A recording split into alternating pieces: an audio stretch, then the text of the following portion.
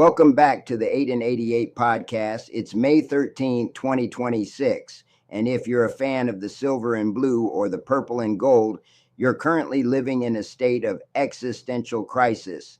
I'm Hank, the man with the spreadsheets ready to bring you back to reality. And I'm Dwayne, the skeptic with the eyes. And my eyes are bleeding, Hank, between the Cowboys betting the entire farm on a bunch of rookies and the Lakers getting absolutely hosed by the refs in that OKC sweep. I'm about 5 minutes away from moving to a remote island with no Wi-Fi.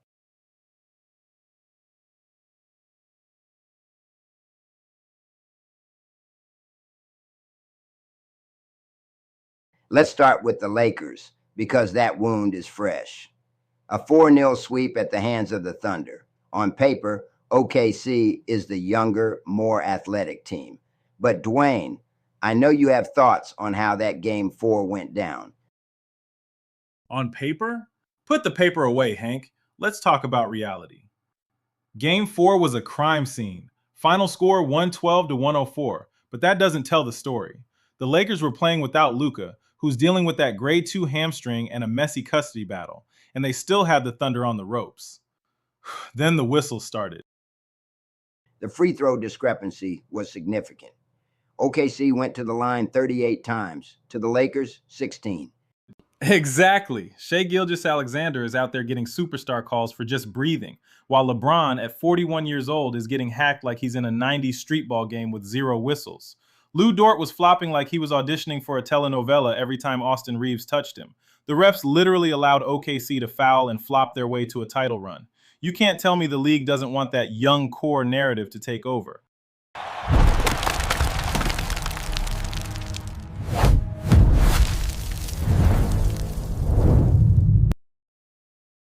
Look, the officiating was questionable. Several marginal contact calls went OKC's way in the fourth quarter when the Lakers were within 3, but we have to look at the stats.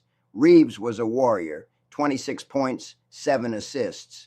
LeBron gave you 28, 10, and 8 in his 23rd season.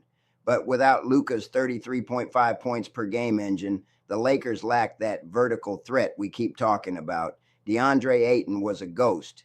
8 points and 6 rebounds in an elimination game. That's why Pelinka is looking at Henry Visar at pick 25. Ayton's a separate problem, but the disrespect to LeBron? Did you hear about Pelinka giving J.J. Redick a game ball for his 100th win on the same night LeBron broke the all-time total wins record?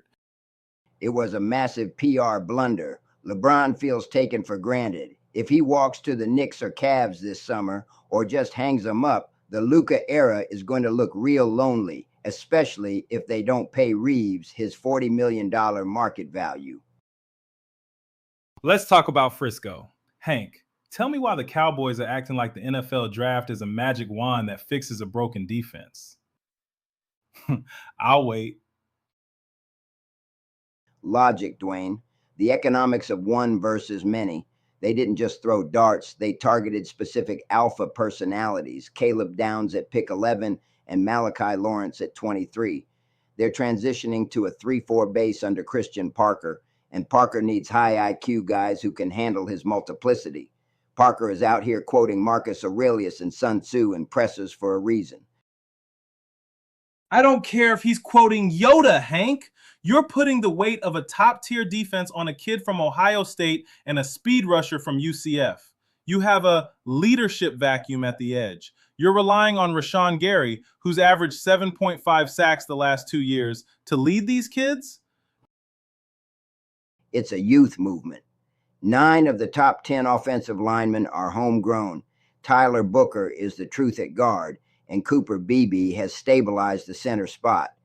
Yes, Tyler Guyton is raw at left tackle, and Dak is getting pressured on 34.8% of his dropbacks, but they are building a core that can grow together. Dak is 33. There is no growing together. And George Pickens just skipped the first voluntary workout today because he's on the tag and wants the bag. This team is a soap opera. It's a calculated gamble. They're betting on depth and rookie contracts over massive individual payouts. They made Brandon Aubrey the highest paid kicker in history 4 years, $28 million, because they know they'll be playing tight defensive games where every point matters. They're taking this show to Brazil in week 3 against the Ravens. It's a global brand reboot. A global brand that's going to get Dak sacked 6 times in Brazil, while our rookie safety is still trying to figure out which stoic philosopher Parker is quoting. And back to the Lakers. They better pay Reeves his $40 million market value. If they lose him after losing the sweep to the flopping Thunder, I'm done. The Lakers need the Mavericks 2024 blueprint, rim protectors and 3-and-D wings like Herb Jones. The Cowboys need Christian Parker's intellectual multiplicity and these rookie alphas to actually result in some stops. I just want to watch one game where my teams don't look like they're conducting a science experiment. Just go get guys who can hoop and tackle. We'll see if the art of war works in the NFC East. For Dwayne, I'm Hank. We'll see you after the draft.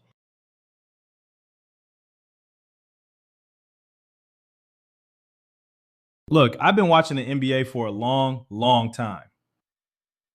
I've seen great playoff series, I've seen bad ones, and I've seen straight up daylight robberies. And let me tell you, what we just witnessed in this Lakers versus OKC Western Conference semifinal wasn't basketball. It was an audition for a fucking whistleblowing symphony. You want facts and figures? Let's look at the actual numbers. In Game 3, there was a glaring 15 free throw disparity. Shai Gilgeous-Alexander went to the charity stripe 15 times by himself. By his goddamn self. Every single time the Lakers tried to play actual physical defense, playoff-type defense, the ref stepped in. You had Austin Reeves, Marcus Smart, and Jackson Hayes all sitting there handcuffed with 5 fouls because you apparently can't even breathe on a shitty-ass OKC jersey. DeAndre Ayton is getting called for a phantom foul literally 1 second into a play. And don't even get me started on the regular season versus the playoffs. The Lakers were called for the 3rd fewest personal fouls in the entire NBA this year. We know how to defend without fouling. But suddenly, in this series, it's a different rulebook since it's the prima donnas of the league, the OKC Thunder. Look at the quarter breakdowns. Through the first 3 games, the Thunder outscored us by a combined 31 points in the 3rd quarters alone. You know why? Because every time we came out of the locker room to make halftime adjustments, the refs immediately put us in the penalty with their bullshit whistles. OKC won the first 2 games by 18 points apiece and blew us out 131-108 in Game 3, but look at how those leads were built. Chet Holmgren gets to shoot 71% from the line in Game 2 while getting away with murder and flopping like a fish out of water on defense to draw calls from the refs. Meanwhile, on the other end of the court, it's straight up 1980s gridiron football. Isaiah Hartenstein is out there getting away with blatant jersey grabs in the paint, and LeBron is driving downhill, taking hard contact, and the refs all of a sudden put blinders on and swallow their fucking whistles. JJ Redick was 100% right after Game 2 when he said LeBron has the worst whistle of any star in this league. In Game 4, SGA drops 35 points, and how does he seal it down the stretch? With more free throws, Chet gets a wide-open, tie-breaking dunk with 32.8 seconds left on the clock because our guys were terrified to contest and pick up another phantom foul. Whatever happened to playoff basketball? You listen to any former player or announcer, and they'll tell you the postseason is supposed to be a battlefield.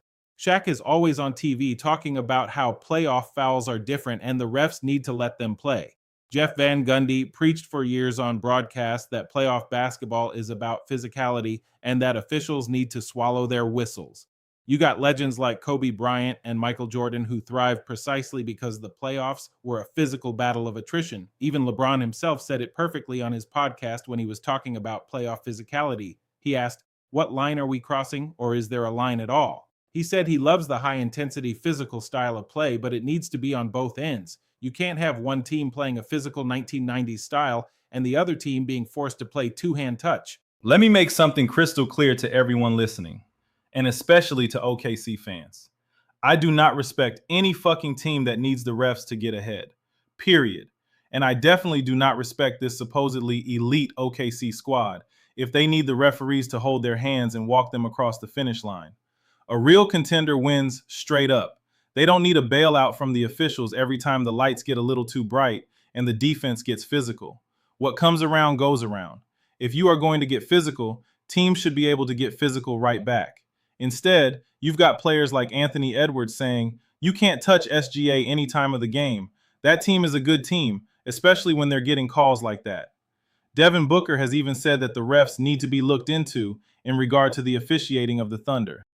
Going a step further, Booker even insinuated that the NBA is rigging the playoff games for the Thunder. He compared it to WWE's scripted results in their wrestling matches. Now that's a bridge a little too close to home for me. You want to be the best?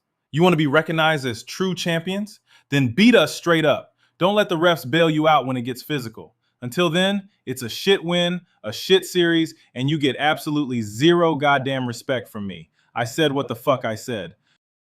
And I'm Dwayne. Stay safe out there, people. We're gonna need it. From